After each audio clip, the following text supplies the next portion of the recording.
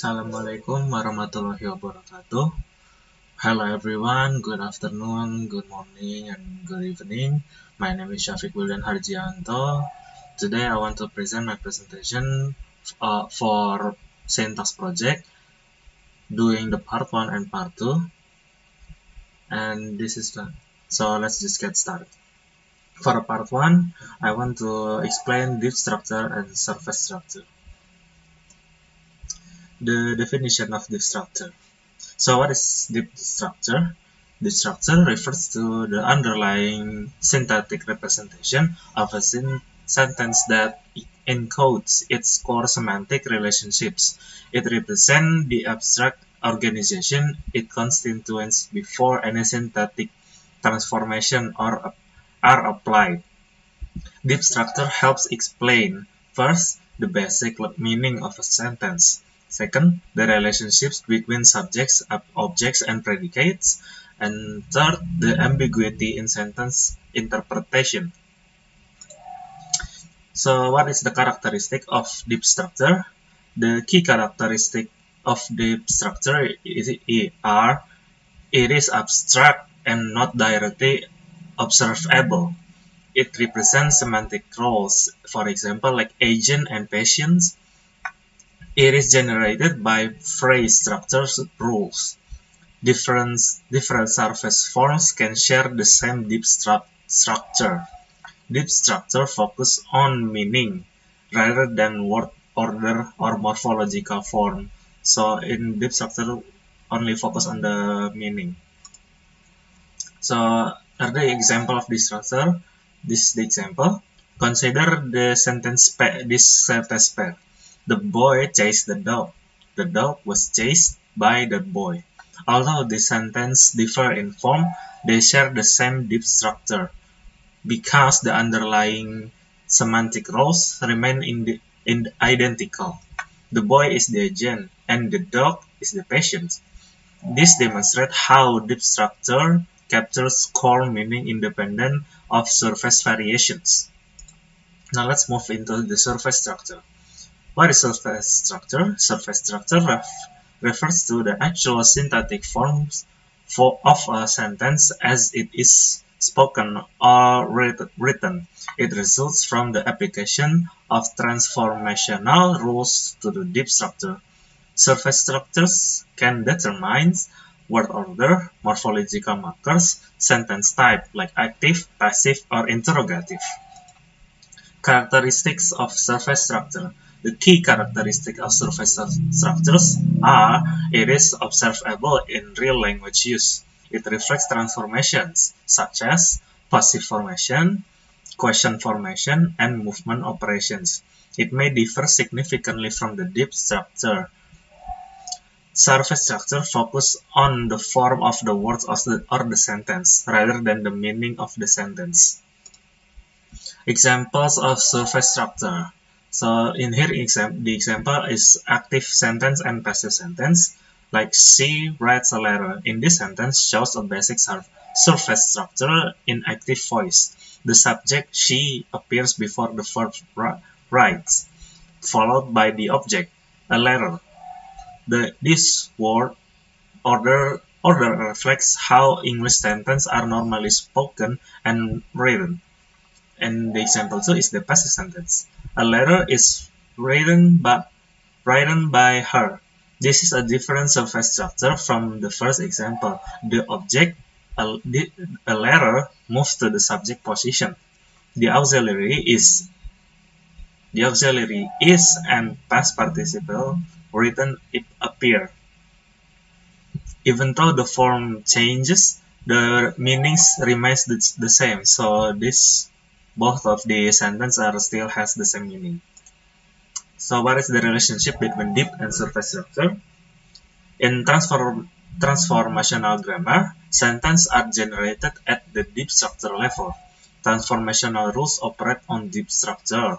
The output is the surface structure. The relationship explains how one div structure can produce multiple surface structures. Similar meanings can appear in different syntactic forms. So the theoretical importance of deep structure and surface structure are explain syntactic ambiguity, connect syntax with semantics, accounts for sentence variation across language, influence later syntactic theories. Although later frameworks revise or replace these concepts, they remain foundational in syntactic theory. And now let's get into part 2. In here we're gonna solve our problems and explain the case using the tree diagram of syntax. The word is the quick brown fox jumps over the lazy ducks. So the NP or the subject has determiner, adjective and noun, the quick brown fox. The verb phrase or the predicate has verb and prepositional phrase. The prepositional phrase has also preposition and the noun phrase. The noun phrase in here is the determiner, adjective, and noun, as you can see in here. So deep structural explanation for these words are: fox is the agent, the doer of the action. Dog is the object of the preposition. This sentence, deep structure and surface structure, are identical because it involves no transformation. In here, there is no transformation in the sentence. And then number 2, the girl who is wearing a red dress is dancing.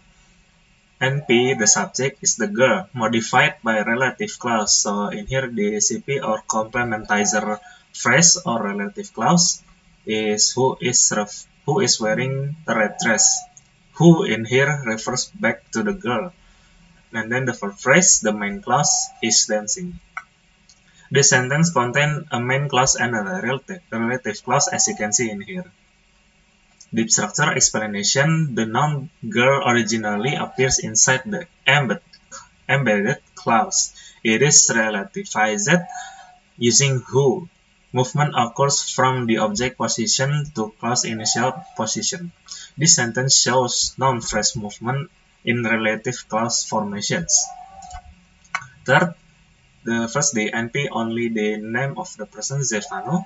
Then the verb phrase here as verb, noun phrase, and prepositional phrase. The word is Zefano saw the Yehezkiela with the telescope. So in here, the NP has determiner and noun phrase. The prepositional phrase has preposition and noun phrase with the determiner and noun. This sentence has two possible deep structures. First one is with the telescope modifies the verb. The telescope is an instrument. Or with the telescope modifies the noun, no instrument involved. So in here, the sentence can be Zefano saw Yehezkiela with the telescope or using the telescope, or Zefano saw Yehezkiela using in here like the telescope is from Yehezkiela or from Zefano. This sentence demonstrates structural ambiguity, where one surface structure corresponds to two deep structures. Next, for the non-phrase, the words are: she believes that the earth is round. And here the noun phrase is only the noun itself is she. The verb phrase only verb itself is believes. And then the CP or complementizer phrase or complement clause that the earth is round. This is a complex sentence with a complement clause. So the deep structure explanation in here are the verb believes selects the CP complement that introduce the embedded clause. Deep structure shows embedding, not transformation. And now for the last one, the NP, noun phrase, or the subject is the house. There is also complementizer phrase or relative clause, where I grew up, and then there is verb phrase, the passive. In here, the verb phrase is passive, and it has been demolished. The key features in these words are relative clause and passive construction. As you can see in here, the house where I grew up has been demolished. Deep structural explanation in here, someone demolished the house. The object, the house, moves to subject position. The agent is deleted. So in here there is no agent who did demolish the house. This sentence shows a movement, passive transformation, plus relative clause attachment. And that's it for my presentation. Thank you everyone. Thank you for your attention. See you.